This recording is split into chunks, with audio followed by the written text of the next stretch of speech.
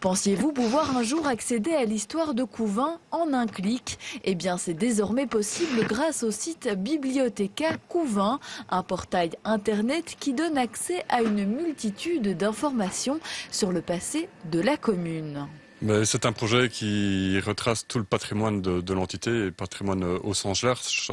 Tout d'abord le patrimoine des villages, les monuments et autres, mais on y trouve aussi tout ce qui est registre d'état civil. Par exemple, une personne qui fait des recherches sur ses ancêtres en matière de naissance ou décès, c'est disponible aussi sur le nouveau site. Mais aussi les cercles d'histoire ont aussi leur page avec toutes leurs publications, donc vraiment l'histoire locale de l'entité de A à Z est disponible pour les citoyens.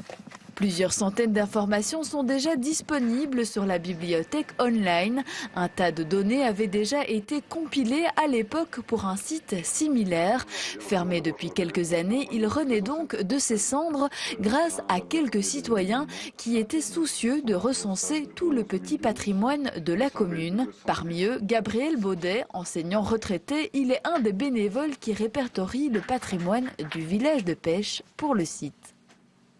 On répertorie tout ce qui nous semble intéressant à montrer aux personnes, aux visiteurs éventuels. Dans chaque village, il y a des choses extrêmement intéressantes, des bâtiments importants, tels la maison du bailli à Pêche, le couvent des filles de Marie. Un recensement qui fait place aussi à des découvertes.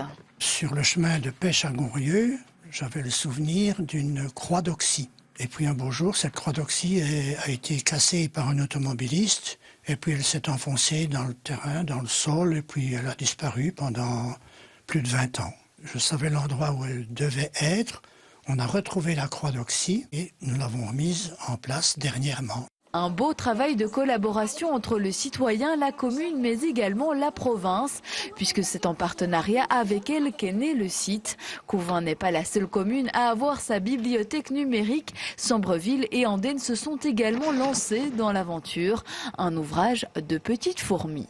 Au niveau des actes de l'état civil, on a la chance qu'il y a une société qui est venue scanner tous ces documents il y a une paire d'années et donc ils sont déjà numérisés. Donc ça facilite déjà le travail en soi, mais enfin, ça reste des documents à lire et ces manuscrits, ça date de l'époque napoléonienne, donc on est avant la naissance de la Belgique. Les plus vieux remontent à 1793, donc on est en calendrier républicain, donc il faut chaque fois convertir les dates aussi, donc c'est pas évident.